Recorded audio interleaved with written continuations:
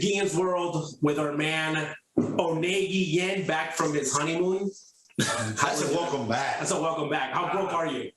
Very broke. I have no idea how people get married twice and go on 2 or 3 honeymoons. I think once they can afford. But you want to get divorced, you got to be able to afford it. I mean, unreal. I mean, honeymoons, the whole shebang. I don't think anything else has come up, but it was a great time. But glad to be back. Excited to be on here for the first time. You know what you'll be more excited? When you open the mail, like, oh God, Jesus, no, I don't want to open this. For the credit card bills? Yes. Yeah, those credit card bills are, they'll be high. Lucky for me, they call me 50 cent a month guy, so it'll be like a little snail. That'll pay. So and we got Ozzie Guillens here, obviously the legend himself. And we're here, Ozzie, in the man cave.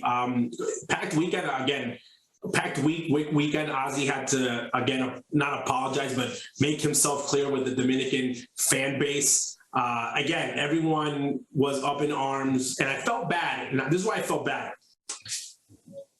It wasn't about. This is going to be the first time. It wasn't about Big Papi getting in. It was about who was not allowed in. Yeah, I think that the fact that some would consider the greatest player of all time. He is. Probably. And Roger, probably top 2 or top 3. I think it got overshadowed by the fact that Big Papi got in. They were like, oh, great, congratulations, Papi. But what we really want to talk about is Barry not getting in. Why did Sammy get shut out? Why is this happening? And it's really awkward. I would really love to have the writers explain themselves. Well, so there was a group, okay, that wasn't like there were 60% almost that voted for Barry, but I even had a calling out. You can get the T-shirt at NyynewsTV, the Sammy Screwjob. Yeah, I think to me this election, thank God, Big Papi or Guy or man went in because he established a lot of question mark to the people who come in. A lot of question about, okay, if this guy's in, why this guy's not, this not. To me, Roger Clemens is the best pitcher in the history of the game. Better than Pedro? Yes. Personal, yes. I think longevity, yeah. Yes, okay. Second of all, this guy's Cy Young Award should be Roger Clemens Award.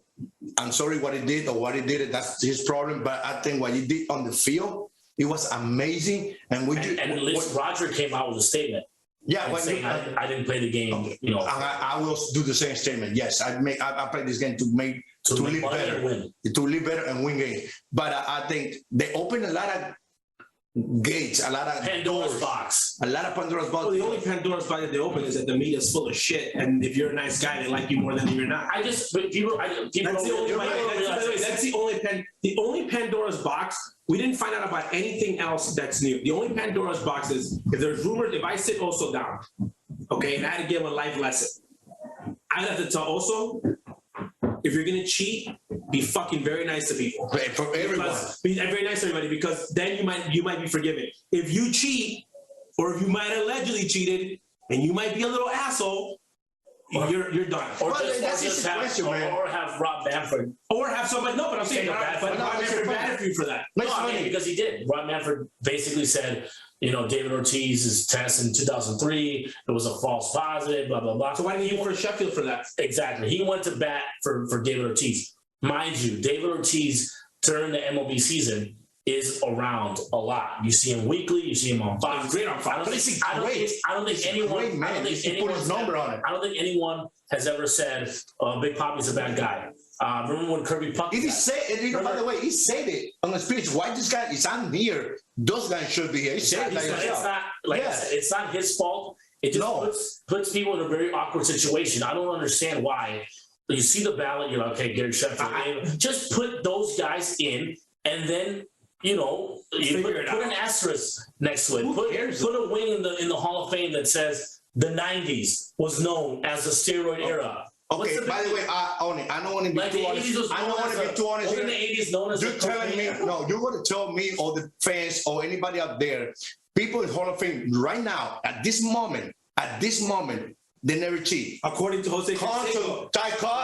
All the way down. According to Jose Canseco, which again, Jose says a lot of lies about other things. What did he say? He basically said there's 12. He gave a number. There's this many guys that I know for a fact that steroids that are in right now. Okay, thank you. Wow. And you know how many guys they're not supposed to be by the rules about behave off the field, on the field. Well, I'm going to say this about the Let me put it to you this way, guys. The moral if you saw baseball in the 90s, what percentage would you say was on steroids? I would say 70. I would say 85. 70 to 85 guys. Except, I know. by the way, this idiot, I regret it. And the other thing is, I do regret it. The other thing is, people do not. You guys relate steroids to hitting home runs. Forget that. There was middle infielders on juice. Pitchers.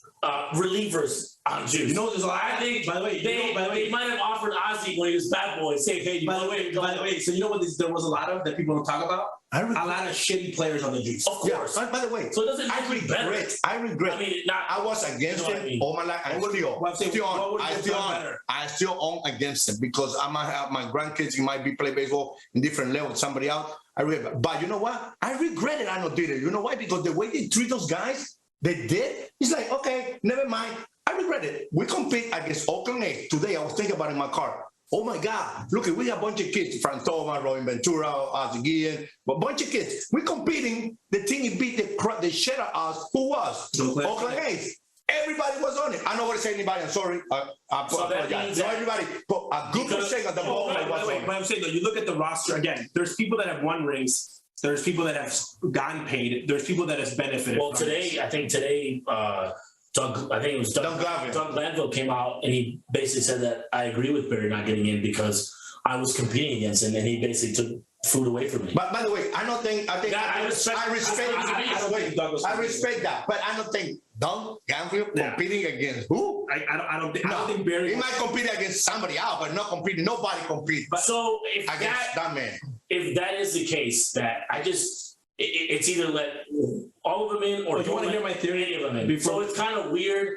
because I know Bobby Abreu also came out with a statement and said, well, if it was a steroid era, then the guys that did it clean, so the guys that did it clean, don't we have more merit? Well, but they would make an excuse. But then if you want to go on nice guys, Bobby Abreu. Oh, if you talk about nice guys, I know, I mean, it's funny because you just say, Ozzy, you're not a Hall of Famer because you're big mouth. I understand. So when he comes up in the veterans community and say, oh, we won't like Ozzy. By the way, I wish I not live at a baseball still because I do. Because the day I'm done with the game, guys, buckle up. Because if I was Barry Bonds, I'm not going in. I'm talking. I would be Sammy the Booger about it. Yes, I'm talking. This is like, before you switch up again, David Ortiz, congratulations. I like the fact that great job, brother. I'm saying David's going to be the last pure natural 100% DH that goes into the Hall of Fame. I will go on a limb and say this: when I said that I made the video in Europe that I didn't think that Big Papi was a first ballot Hall of Famer. I believe he's a Hall of Famer, but to me, he's not a first ballot. For me, a first ballot Hall of Famer is his countryman, Albert Pujols. Yes, that's a bad third. How about the third baseman? First ballot Hall of Famer. I don't think Albert Pujols is out for. But wait a minute, Big Papi's the first one. Miguel Cabrera, first ballot Hall of Famer. Ken Griffey Jr., first ballot Hall of Famer. Mariano Rivera, first Hall of Famers. I do not put someone that got released in the middle of their starting their MLB career. He got released and he got traded to the Red Sox. Great job. But if you think that Big Papi didn't take anything, you believe in Santa. I have a question. I was so bad. Even my own country, I was the first ballot. Even my own country. Oh, you didn't make it? Wasn't, no. They put somebody else. I just think first ballot is like, it's very neat, and it's like it's like Willie Mays. So here's the part though here's my theory, and Major League Baseball has to sleep with this. You created a monster in Barry Bonds, the media. You kept them out of the 2000 All-Century team when you knew that he was deserving. You kept them out of that. Do you know what happens after that? The best player that ever put on a uniform went into a lab and basically said, now I'm going to become superhero. I want to take it to the next level. Because when you look at his numbers, okay, even the guys that did stuff that are competing against him and he's allegedly are in the same group that did stuff. They don't have fun. I'm just saying, listen, look, compare him to the allegedly guys. If you cut his OPS numbers, he's still better than David Ortiz. Like he's separate. Barry's in a whole different number by himself. Barry had two. By the way, we're not talking about David Ortiz right now, or you sensitive moron. I know he is Lance Armstrong. He is David Barry Bonds. Barry Bonds only has competition in other sports. He is Lance Armstrong, 7 Tour de France. He had 2 Hall of Fame careers, basically. Pre-juice. Barry Well, we say pre-juice. We don't know. We just saw it.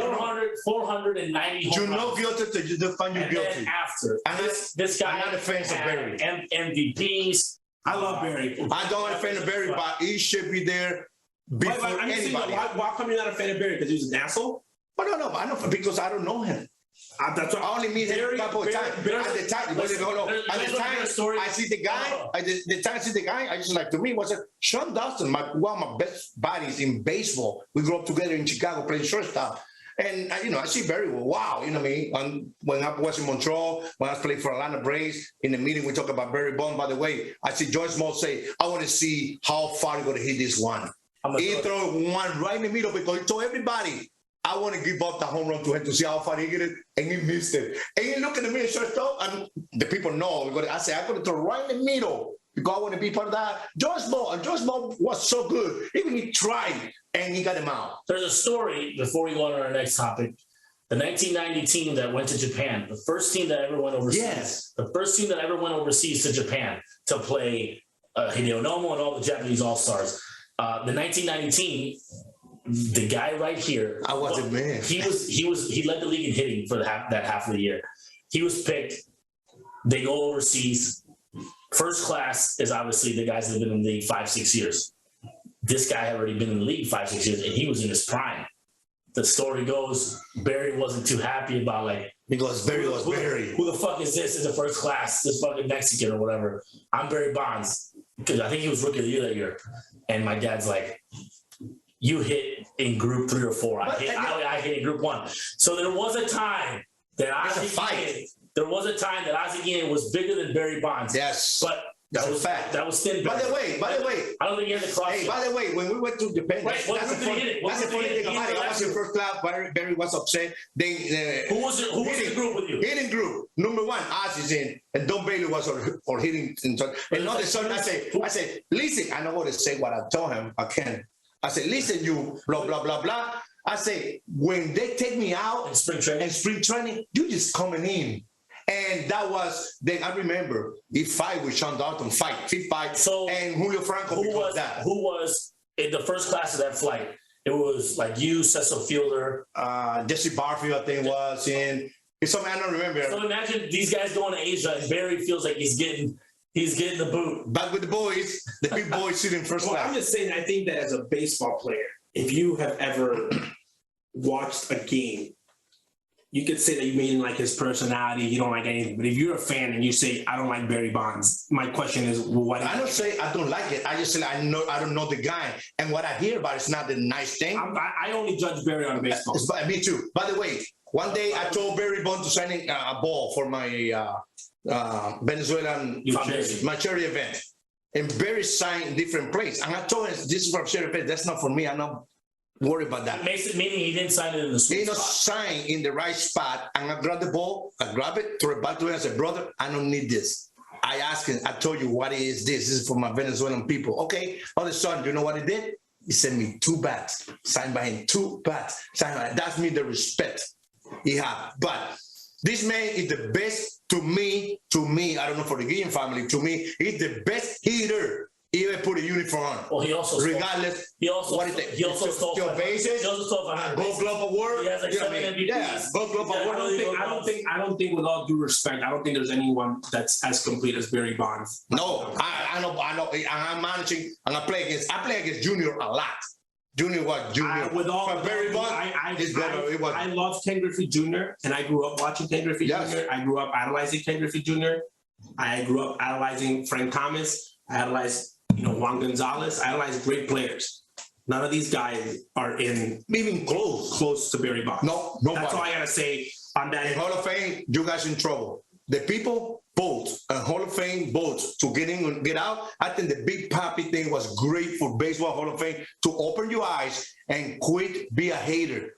Vote for the right guy, bad or good, no matter what happened, you left out the 2 best players. By the way, the third, Pete Rose, he might never get in, whatever the reason is, it doesn't mean Pete Rose, Barry Bonds, and Roy Clemens. By the way, look yourself in the mirror. BBWA writers, the love of baseball. Our next topic, we're going to talk about it. The greatest player out of this season, Mr. Shohei Ohtani, gets the MLB The Show cover. MLB The Show, the video game, which a lot of people didn't know there was actually going to be a player on the game this year for the announcement because of the lockout. But somehow they work it out that Shohei Ohtani is going to be in the cover. And that made me look down the list. You know who was the first cover of MLB The Show ever in 2006? Big Manny Ramirez. No, it was Big Papi. Big Papi. Big Papi got the cover. So the cover is obviously a big deal because I never cover anything. actually, I actually looked at the list.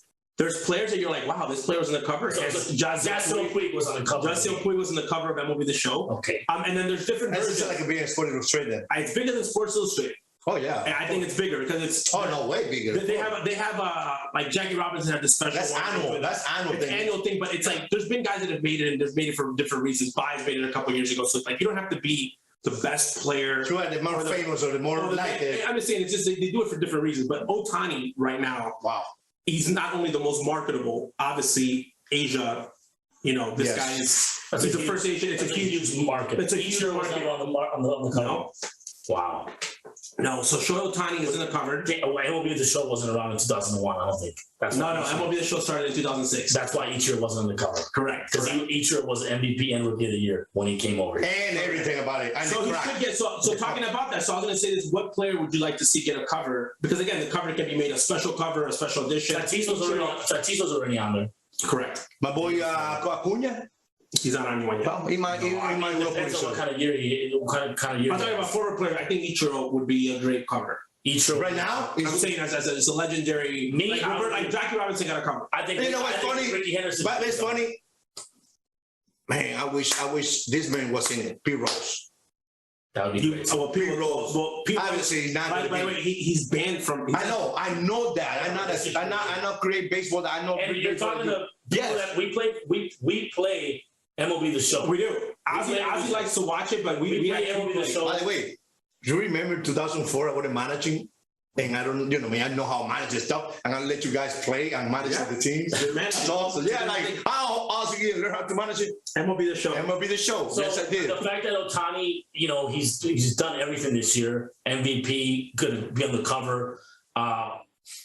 Outstanding accomplishment, especially for someone where he's coming from, dominating, and obviously people are like, "Oh, he doesn't speak English. He can't be the face of the face of the league." Yes, he can. Clearly, they think he can because he's on the cover of the show. Great for Shohei. Hopefully, he does it again next year with Mike Trout in the lineup. Probably gonna be a little harder to do, but Mikey's coming back. So talking about Shohei Ohtani, the reason that I'm a big fan of his is because he did not have instant success when he came to the United States. He struggled the first couple of years. His stamina wasn't the same. He kind of put it all together. You have to get adjusted. You have to get adjusted to the league. Not everyone comes like Ichiro and just starts dominating and raking. Yeah, but you see Ichiro, he weighed like 7 pounds, and there are people like, okay, go get it. Bam, basic. This guy, you look at this guy at the play. Go, oh God! I talked to Joe Matter in the middle of summer this year when Anaheim Angel was here. They call him Anaheim Angel. Yeah. Okay. And I asked him about Ohtani in my NBC show, and he said, Ozzy, I'm just being honest with you, just to be with this guy every day. When you see him once a week or once a month, it's not the same. This man is a class act player. He prepared himself better than anybody. He got his own way, but first of all, the number thing he put on his back is just the team. He wants to win. The team. And it's one thing about it that people die without that kind of targets, put it that way. Yeah. This man said, that's why I love this guy. That's big words coming from. That's big Joe Matter. Oh yeah, Joe Matter said, Ozzy. By the way, this is the word, Ozzy. You will love managing this guy. So why? Because this man is all about his ball club. It's all about the team. That's a great. Say that. If you're getting those words from someone like Joe Madden, he's telling another fellow manager, you would love to manage this guy. Yes. Because the opposite of that, it's something that will never repeat. When the manager tells you that they don't want this guy. Oh God, this guy's a dick. But by the way, don't say anything. Don't say anything. No. It was one man. By the way, play for the Yankees. You play for the Yankees. I don't want to say that. No, I'm not going to say. Listen, I don't say that. I was with Tito Francona. He asked me about my bro Brian Anderson. How you like BA? I said, what? How you like BA? I said, well, he's a good kid, you know what I mean? You go, hey, it's a fucking piece of shit. I love it. I called VA right away. Said, your manager think very hard about you. Maybe Tito was playing with me because it's laughing. I know. I mean, this is old school managing thing. Yeah. By the way, you think out there, MLB is just like high school. It's not a kumbaya. There's managers that hate players. There's players that hate each other. The guys that will play, they won't even talk to each other. They literally play. Their lockers could be right next to each other. Sometimes lockers get even switched because I can't stand this guy. That's true. And it has nothing to do with winning. There's guys that win World Series. You don't have to be friends to win World Series. There's teams that hang out, and then there's teams that don't ever see each other until they're in the clubhouse. You go that way, I go this way. You do your job, I do my job. You're an idiot. It happens. It happens. Not everything's going to be, the chemistry's great. Like he said all the time. Chemistry's great is when you win. I know that the 2000 Tampa Bay Rays got along great. They didn't win anything. Well, I'm going to tell you this much right now. My new prediction is the following. The team with the freshest balls, the team with the freshest balls. Whoever gets Manscaped balls, whatever team has more fresh balls will be the team that will be at the end standing. You got it. You know. Support Guillens World is brought to you by Manscaped, who's the best in men's below-the-waist grooming. Manscaped offers precision-engineered tools for your family jewels. Manscaped recently launched the Ultimate Men's Hygiene Bundle, the Performance Package. Join over 4 million men worldwide who trust Manscaped with this exclusive offer for you. 20% off and free worldwide shipping with the code GuillensWorld at manscaped.com. If my math is correct, that's about 8 million balls. Well, the code is Guillens20. Guillens20, by the way. Guillens20, the code is Guillens20. And again, I'm going to say this right now. The team with the freshest balls will win. I got to say something funny. You know what's funny?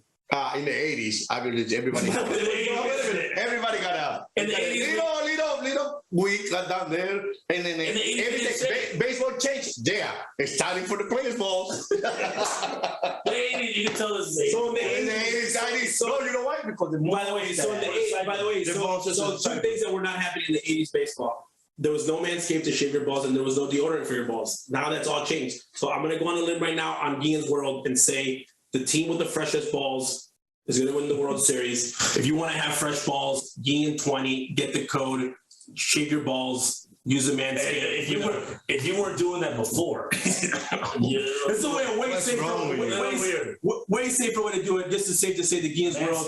We groom Manscaped, deodorant for your balls. Get on it, Guillens20. Have fresh balls. Even when you lose, you still win because you have fresh balls. He said, I'm winning. I smell great. I smell great. Even you lost. And by the way, with the deodorant, last time with you. Okay. You know what happened? I started using it because I went to Army with the umpire and I was on the top of him and he turned and go, Ozzy, can you please? You so good. This is something. Since that day I started using it. I always say this. I was so embarrassed. I was going to say this. You all go in and you can try, but sometimes you don't succeed. When you fail, at least smell fresh in all your places. Carlos Beltran. All your places. I love that one. Carlos Beltran. 36 games, I believe, in the Yes Network. Yes, Yankee fans are happy. 36? Why so? It doesn't matter. You're the only one that wants to work 162. He is not a first ballot Hall of Fame. We're not going to talk. Well, I know Latin people. I don't think it's first ballot. I don't understand what is the obsession, and I'm a Latin man myself. Carlos Beltran, Hall of Famer. Yes. You'll get in. He's not. I don't think he's the first ballot. He's not a first ballot. The whole controversy. That is awesome that he's staying around. So do you like the fact? Okay, so I was going to ask you. This is my question. Do you like the fact that he's getting into broadcasting after no one's basically giving him a chance to manage? Well, the team said that he was good enough. I think that he was out of everyone that got screwed. He got screwed the most. He got screwed the most. I hate that.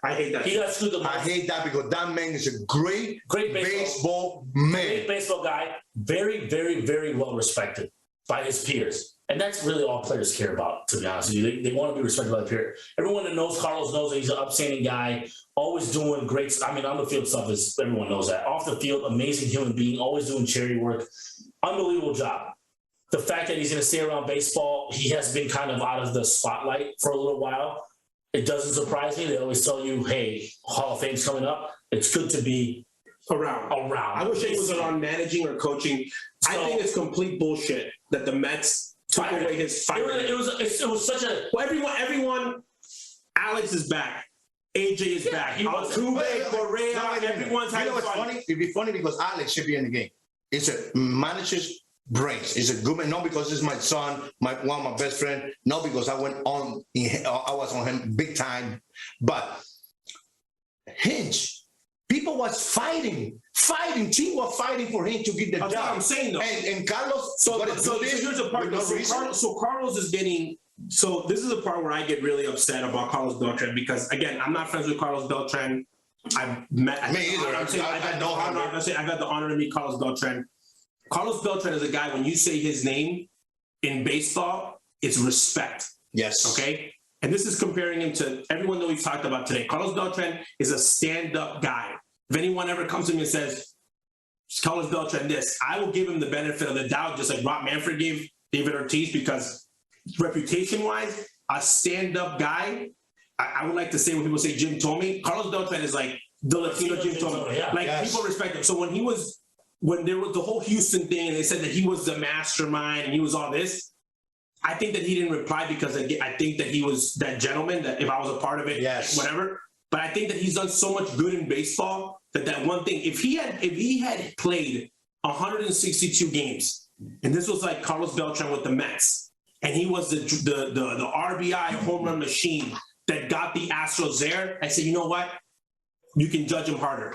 Carlos Beltran was at the end of his career, man. Carlos Beltran was another coach with that team. That team had so many studs. Carlos was just there at that point. Helping and being a moral support. No, helping. And by the way, all this don't happen just because MLB. By the way, MLB. So for him to get for all the stuff to come down, all the shit basically to come down on Carlos, his shot at being a manager, okay, with the Mets, and then it's taken away. Then no one interviews him.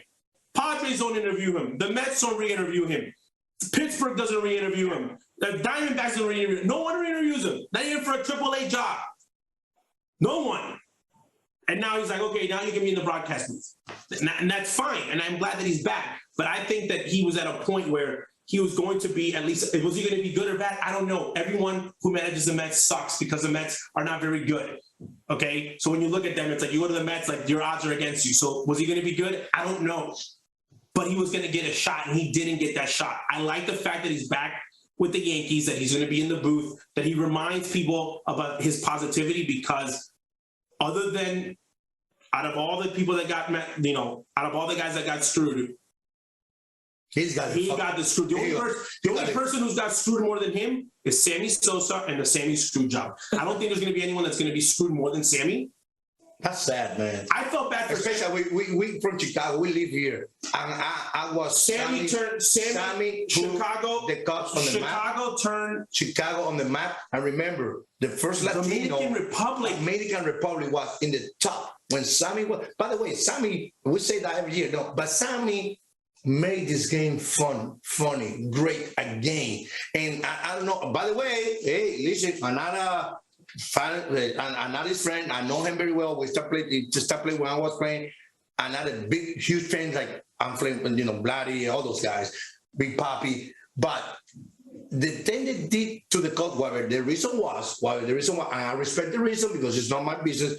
I think that we treat this man like he was a couple, or it was like a guy. I'll give you this much. If Sammy had done something off the field that involved legal matters, okay, he changed his skin color, that's his problem. He's got skin issues. Was he a weirdo when he played and didn't sign autographs and that's Sammy's prerogative. But I'm saying all players that. But the things that Sammy did, for example, 9/11 happens. He went out. He hits a home run. This guy takes out a flag and runs the field. By the way, still the word perreo. Sammy did all that. The home runs. People would go to the stadium to see him going deep. Save baseball. He would run out to Wrigley and run to right field. He run baseball. The Derby in Milwaukee. Save baseball. So for him, I saw a good. People forgot him and Martin. People forgot. I'm sorry. And people forgot when you save games, when you group for the game. They only remember the bad thing about charity baseball. work. Okay, yes. Sammy, after his home run, yes, he was getting flown in private planes, whatever. It matters. Sammy was going to countries in Latin America. He did it in my country. In Venezuela, home run derby, Sammy Sosa alone, Sammy Sosa versus pitcher. And he would put a batting practice and fill out stadiums and give, give money to hospitals and give money to donations. So you know what I hate? In my country, in my own country, we treat Sammy like he was a Chavez guy. No, he helped us to create. It doesn't matter. That's what we thought. That's incompatible. He was doing that in every country because he knew that he was a dude. The State of the Union address. He was a big deal. The president of the United States, Bill Clinton at the time, said, "Our great honoree, Sammy Sosa." And he stood up and everybody clapped for him. Like the most important meeting of the year. They're honoring Sammy. So the Sammy Screwjob is no one in the media stood up. And you know how much money people made writing, TV, ESPN, selling beer, ESPN, everyone covering because this guy was going deep. And you guys are going to tell me when you guys looked at Sammy's arms, you said, man, that's a very strong regimen of working out. Yes. So you're not that smart as a reporter. You're not. So BBWA guys that have been around for a while, if you're writing, you're telling me, I had no idea that Sammy was doing that. You're full of shit or you're dumb. Because you looked at his arm and you said, but again, baseball had happened, 1994, very tough. A lot of people lost money. Sammy comes back, here comes, and by the way, it wasn't only Sammy. Baseball, by the way, it wasn't only Sammy. My wife. There was a lot of other guys that were doing the same thing that didn't hit 60. 90%. Hold on. There was a lot of guys that did it that didn't hit 60 or hit one. Me. By the way, he hit 60 4 times. 4 years in a row. So again, I feel bad because no one stood up. Everyone was talking about this guy get in, and nobody talked about that. He didn't even get in. Just like another guy that I'm upset about because he deserved it when he had the red sock. People were like, "Oh my God!" He pitched with Kurt Schilling, and he said, "Get me off the ballot. Let my peers vote for me." Because why? I think Kurt's dealing with more personal stuff in his life than if he's getting into the Hall of Fame. Yes or no? But the fact that we're looking at his comments. This is the part that's funny. If Kurt Schilling was another player. Okay, and he was like a guy that was completely different when he played. Good matters. Not even matters. I'm just saying though, like anybody else, like if you anybody, I'm just saying when Kurt, his political views in his way, it wasn't shocking for everybody that was in the game. No, nobody. I'm just saying though, but nobody cared. So now, I just don't understand. Well, what Reggie Jackson said, it wasn't because of his political views, because of his racist comments about this, and that. And I said, really, racist comments. Really? I said, racism goes both ways. Yes. Meaning that a colored person doesn't like a white person. So I'm just saying, like, Latino. Like, so again, his personal choice. Am I going to hang out with Kurt Schilling on Thanksgiving? No. And break bread in Caracas, Venezuela? No. You know, I can't even say but he was a great player. Yes. His numbers. So it's very sad that you sit there on your moral high chair as a writer and say, I am going to judge this man for his views. All the guys that don't vote. I'm a baseball man. This year, first time I put attention to the ballot. To ballots. Okay, first time ever. This year, I feel so lonely, and I'm not a fan anymore of the Hall of Fame. You feel dirty. I'm not a Hall of Fame in baseball. I'm not talking about. I played the game when there was people doing it, when they was doing greenies, when they do everything they have. And this year is the first time I feel dirty, embarrassing. I feel embarrassed to be part of Major League Baseball. I am very embarrassed about that. By the way, before the thing is over, Ozzy, when we got to put my man Felipe Rojas Alou. So that's the issue. In the Hall of Fame. We got to wait. So I talked to Jerry Reinsdorf. I say, we got to wait till this man pass away. And we got to invite all his family, all his granddaughter, granddaughter, to put this man in Hall of Fame. People, Felipe Rojas Alou, he deserves to be in Hall of Fame. Maybe more than a lot of people. They are in the Hall of Fame. So this man was a baseball man. Don't wait for him to die to put it on. Because if that happens, I will fly and I do the speech. By the way, 2024, I think is the year where his committee gets to vote him in. I don't know if he counts for the modern baseball, but I think he counts in the one that Barry is going to be a part of in the veterans one. So again, a very packed group of managers, former players. Again, they should make an exception and say, hey, let's. I got to talk to Harold Baines. I got to talk to I'm just saying, Smith. I got to talk to all those guys because this man, he deserves it because he had to be the fact he doesn't have a ring. Who cares? That's what I'm saying. This is a time. He has wins compared to guys that managed more than 15 years. By the way, nobody managed the game in the history so far what I know. Drive the bus, throw more batting practice. Oh, than him. Than that man. He's Then his dude. a great baseball man got it left out of Hall of Fame just because. But again, who gets us in? Who gets us out? Again, we can talk Hall of Fame vote. I don't because Well, I'm just saying you feel dirty. And here's the thing, though, like if it was I think politically different in a lot of views than this guy does. And with this guy, I'm telling him every day of the week, like you're a nut job for thinking that or not thinking this. I'm not gonna say when I'm judging him on baseball or judging him on his baseball acumen, well, Ozzie Guillens a retard or a dog or this or that or whatever. Yeah. I'm saying though, when it comes to like when I'm arguing with you about certain things like political, I'm not going to compare when we're talking baseball. I can't say because you think this way, you're a bad manager, or because only things this way, he doesn't know us about baseball. When we're talking baseball, this is something that we're arguing back and forth because one of the things in the lockout that I wanted to bring up real quick was that they're thinking about using the WAR number, wins above replacement, as the main judgment of a player's value for pay.